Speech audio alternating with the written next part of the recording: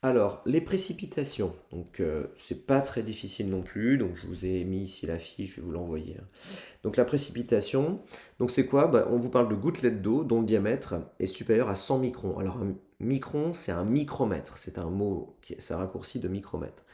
Donc je rappelle que un micromètre, c'est un millième de millimètre. Donc 100 micromètres, c'est un dixième de millimètre. Donc vous prenez un millimètre, vous le coupez en 10 et voilà. Donc cette dimension-là, pourquoi on l'a choisi? Parce que c'est suffisant. Donc on a un millionième de gramme du coup. Et donc c'est une masse suffisante pour que la particule puisse acquérir une vitesse de chute et pourra se développer. C'est-à-dire elle va tomber et en tombant, elle va agglomérer avec elle d'autres gouttelettes d'eau. Et donc elle va finalement pousser, quoi. Elle va s'agrandir et elle va ensuite tomber. Donc on vous dit que ça peut atteindre 4 à 5 cm de diamètre, quoi, en gros. Voire plus dans certaines circonstances. Donc, les précipitations par rapport aux différents nuages. Donc, les nuages à extension horizontale, je rappelle, ce sont les stratus, les nuages de genre stratus, nuages stables, de caractère stable qui se développent horizontalement. Alors, il y a plusieurs précipitations. On vous parle de la bruine, c'est ce que je disais tout à l'heure. La bruine, c'est une petite pluie très très fine. On a des très fines gouttelettes, hein, donc inférieures à 0,5 mm. Et ça provient en général des nuages bas. Donc, les nuages du genre stratus, hein, donc on parle des stratocumulus ici. Alors, c'est un nuage un peu particulier. Je vais vous le mettre dans ma petite photo avec tous les nuages.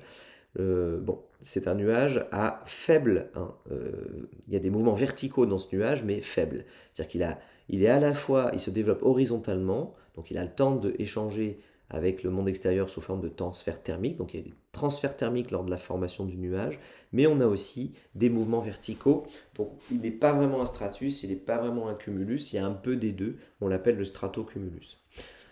Donc ce type de précipitation occasionne une faible visibilité, puisque on n'est pas dans le brouillard parce que l'eau tombe, c'est des précipitations, mais presque en fait, on est vraiment à la limite entre un nuage et des précipitations. Donc on a, voilà, c'est la crasse, c'est la bruine, voilà, c'est de l'eau fine qui tombe tout le temps, et donc quand on est là-dedans, eh bien la visibilité est plutôt faible. Ce qu'on appelle la pluie maintenant, c'est comme la bruine, mais plus grande intensité et les gouttelettes sont plus grandes.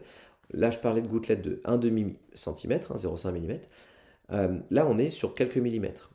Donc là, ce sont des nuages plus épais que les stratocumulus ou stratus. Donc, donc le nimbostratus, par exemple. Donc le nimbostratus, lui, il peut donner des gouttelettes plus épaisses, hein. Donc je disais dans une précédente vidéo que le nimbostratus pouvait donner ce qu'on appelle la crasse. Bon, en fait, c'est plutôt de la pluie que la crasse, hein. Et altostratus aussi. Donc l'altostratus, c'est celui qui est dans l'étage moyen, vous savez, dont j'ai parlé tout à l'heure.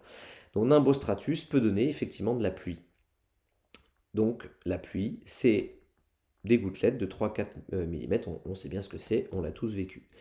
La pluie sur fondu, c'est la même chose que précédemment, mais c'est ce qu'on appelle la pluie verglaçante. Pourquoi? C'est parce que la pluie, l'eau qui tombe est à température négative. Elle n'a pas eu le temps de se réchauffer à température positive, mais elle n'a pas pu se cristalliser.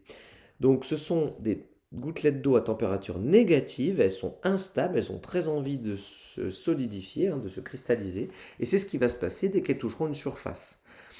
Ça s'appelle donc si c'est un avion, bah, l'aile va geler, si elle n'a pas de système de dégivrage, ou le sol, et ça s'appelle les pluies verglaçantes dans le jargon habituel. La neige, eh bien, c'est les mêmes nuages, hein, que la pluie, même chose, hein, les mêmes nuages que précédemment, mais la température négative a provoqué la cristallisation des gouttelettes, et donc on a des gouttelettes qui sont cristallisées quand ils arrivent au sol, donc on a des petits cristaux de glace, c'est la neige qui tombe au sol. Ensuite, pour les nuages à extension verticale, alors on a la grêle, on la connaît, donc elle provient des nuages instables, hein, le cumulonimbus dont j'ai parlé, c'est le nuage monstrueux qui va jusqu'à l'étage supérieur et qui est très très fortement étendu verticalement. Et on a le cumulus à forte extension verticale. Un cumulus tranquille, lui, le cumulus tranquille, il donne pas de précipitations. Ce sont les petits nuages qui font des petits champignons dans le ciel, des petits moutons dans le ciel.